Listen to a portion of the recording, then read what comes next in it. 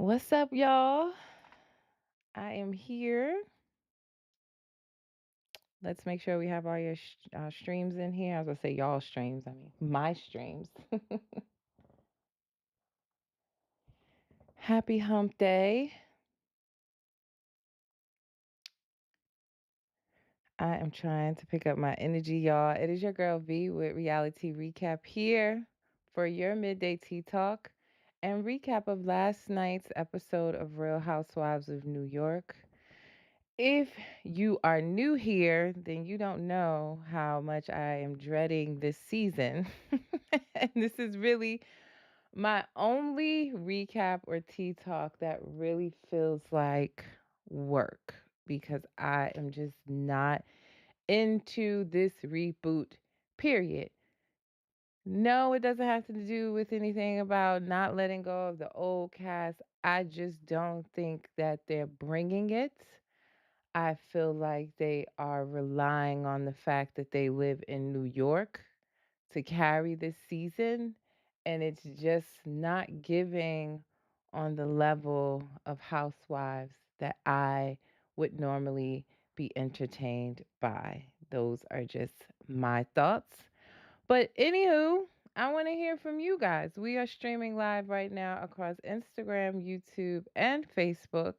You can comment, let me know your thoughts on last night's episode of Real Housewives in New York. Are you enjoying this season of RHONY?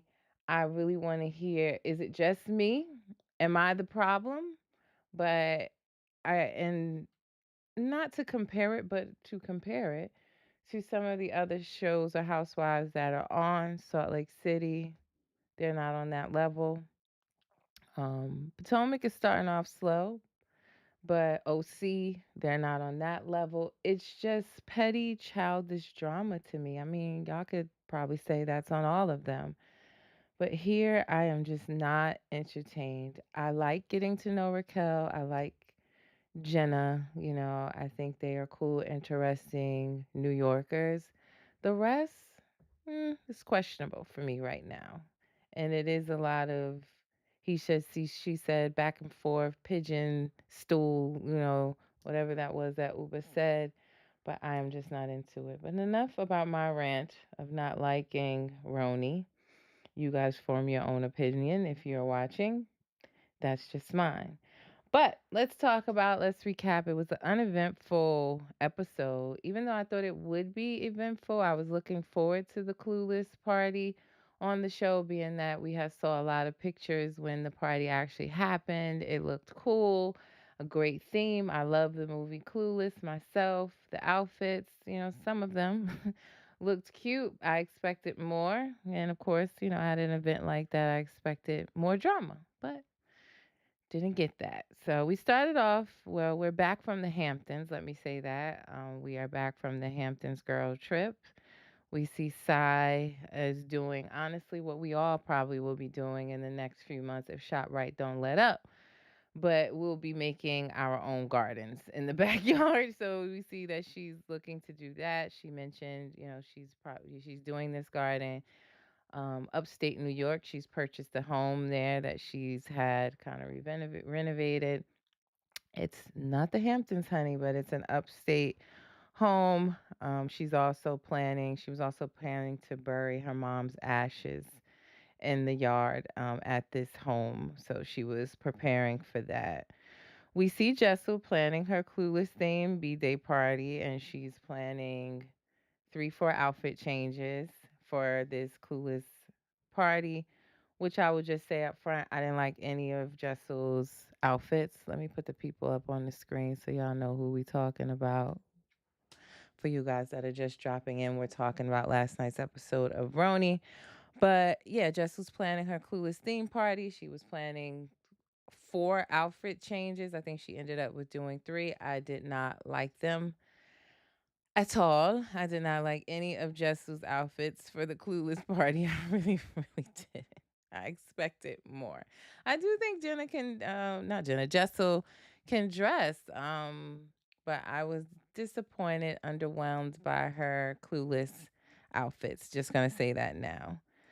We see Jenna take on a third job as an editor in chief at an online fashion magazine, and she meets with the staff, which seems dope. She has some great ideas about, not just celebrating African Americans in the month of February, not just celebrating the LGBTQ community in June. She said we should have that inclusive all year round. So it was a dope meeting. She's in her boss era as always, making moves. I love Jenna fucking Lyons. And I think she is a dope person. So it was cool to see her do her thing as the editor in chief with her staff and have their meeting. Raquel visits Uba.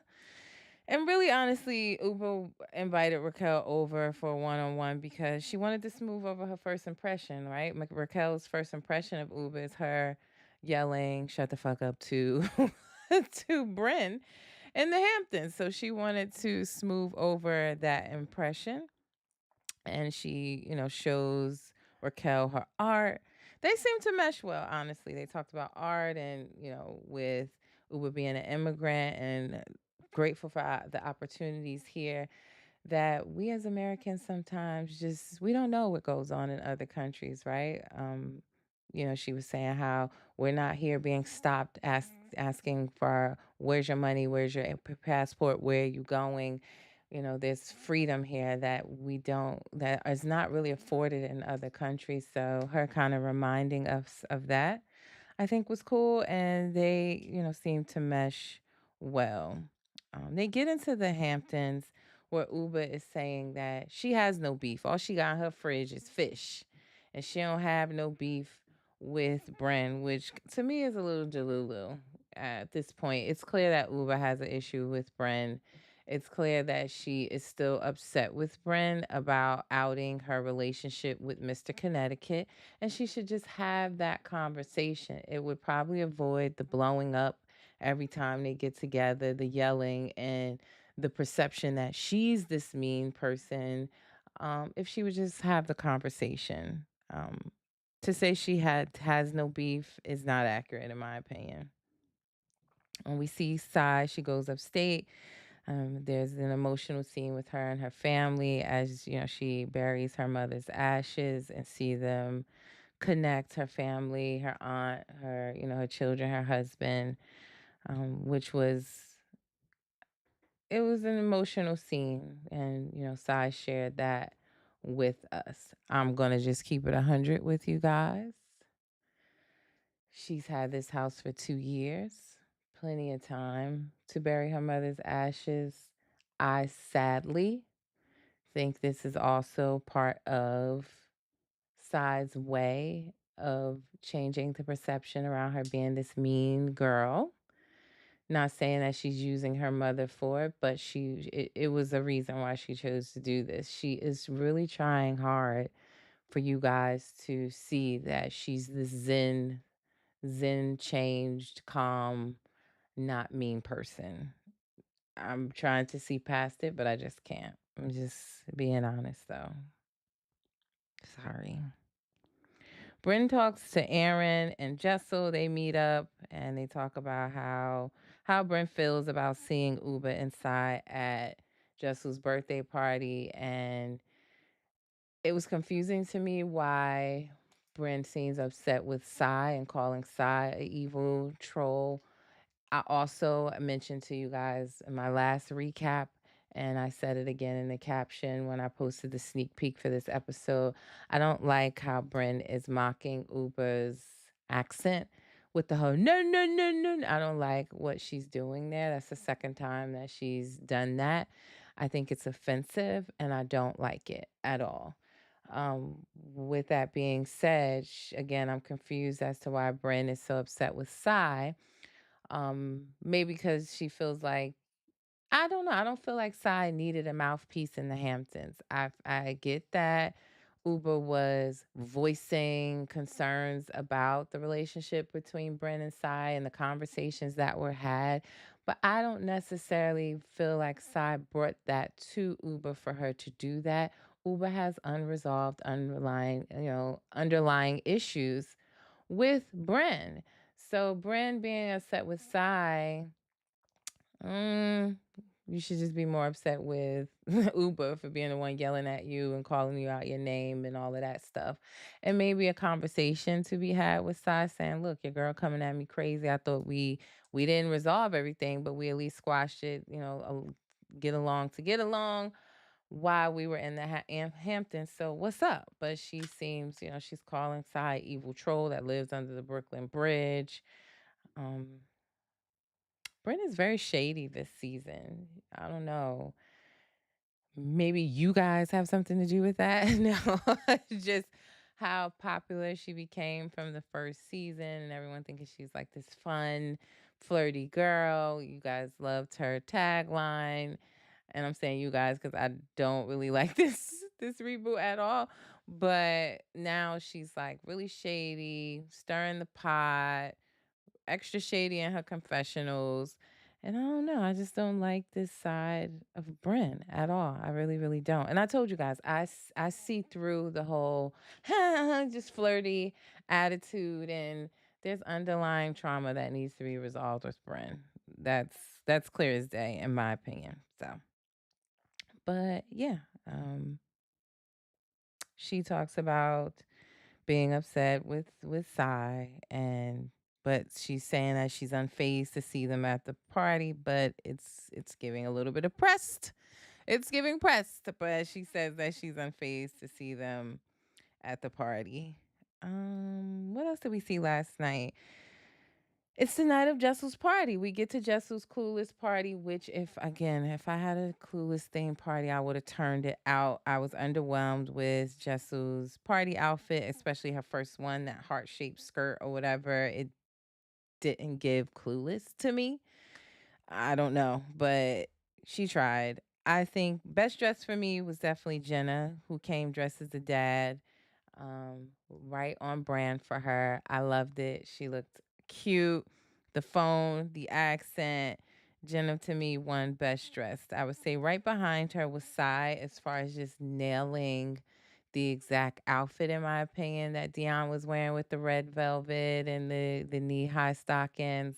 She was right behind Jenna with me as far as being best dressed. I also love that Jenna hit Jessel with some more Christmas shade by serving her the lawsuit for defamation of Christmas. I thought that was so cute. She just keeps zinging her with that every chance she get, and I thought that was so cute.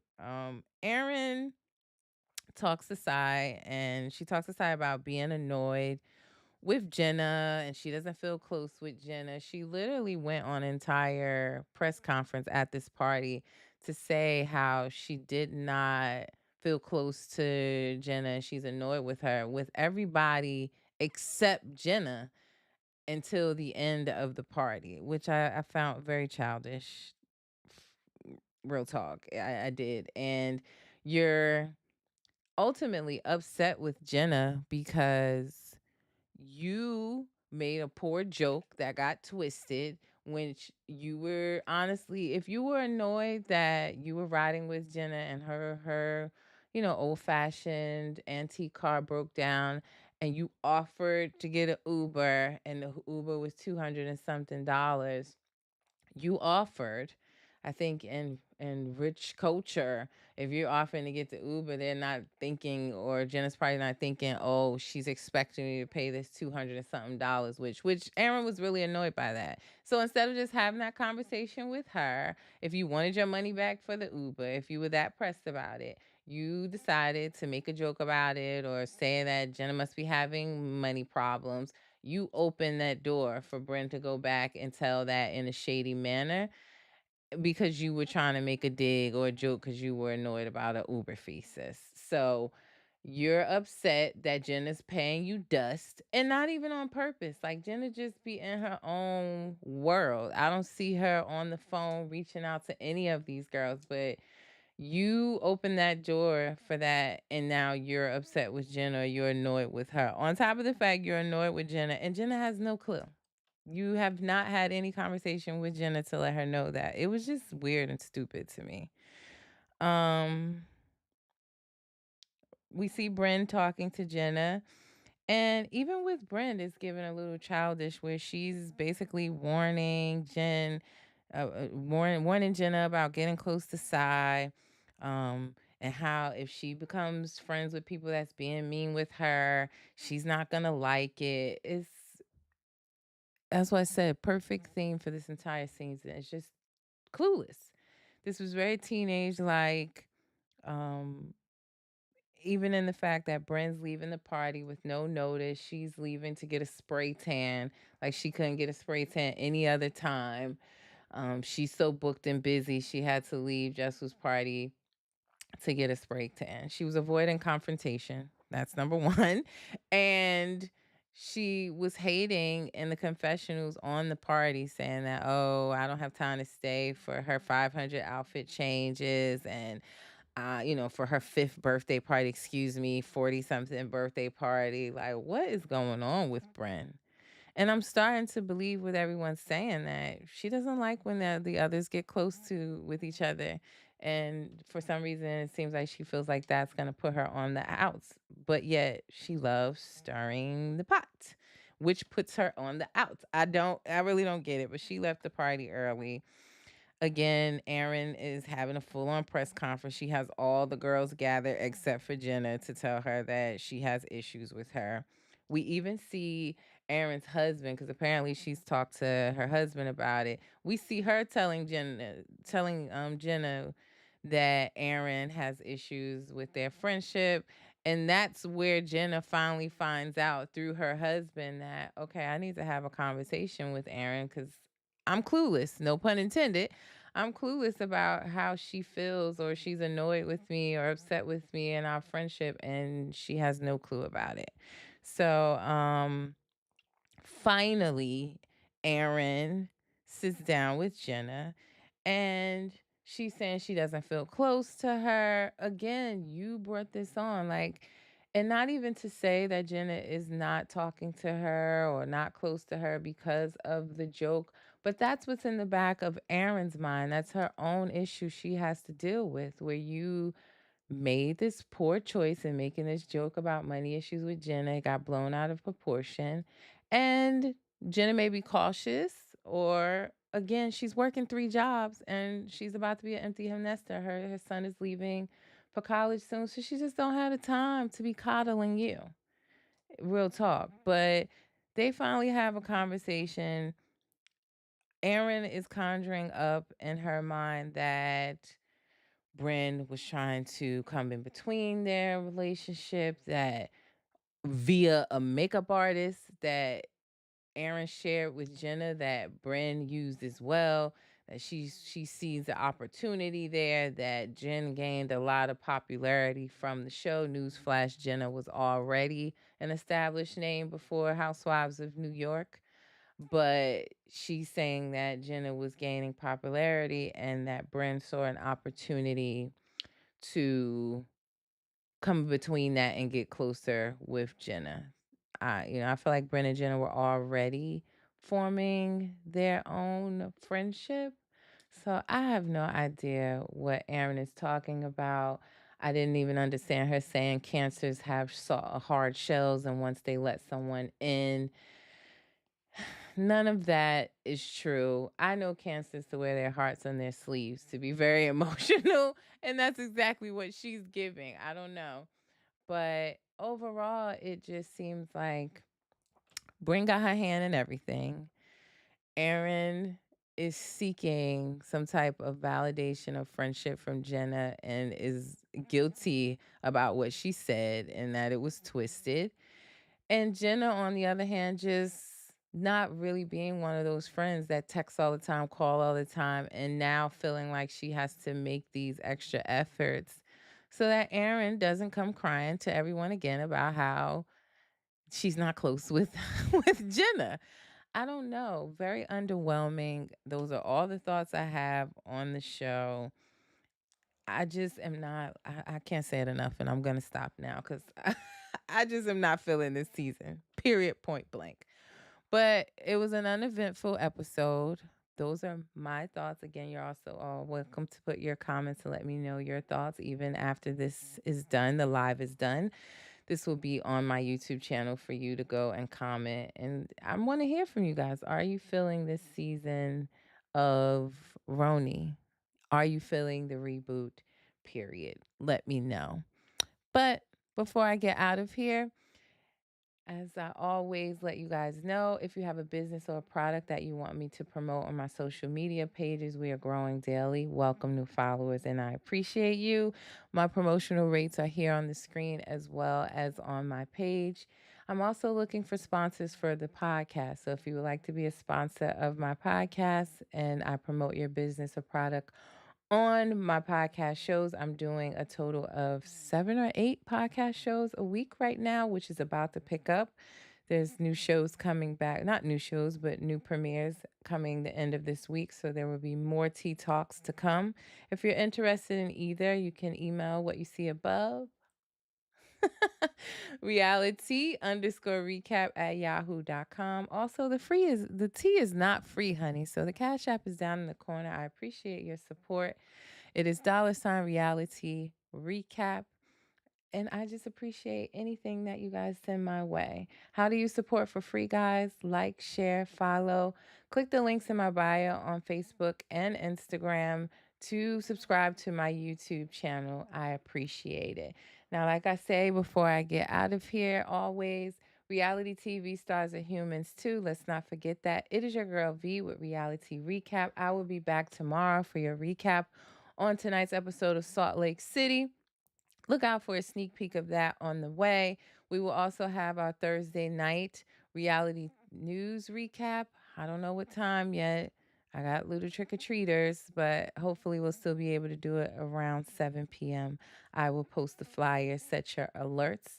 And don't forget, more Tea Talks on the way. We have Bell Collective returning Friday. We have Love and Marriage Huntsville returning on Saturday night. So more Tea Talks on the way. Keep those alerts on. Subscribe to my YouTube channel. If you missed the live, you can watch all of my Tea Talks recaps and weekly reality TV news recaps on my YouTube channel. Links are in my bio. It's your girl V with Reality Recap. Y'all have a great hump day, and I will see you guys tomorrow on Halloween. Have a good day.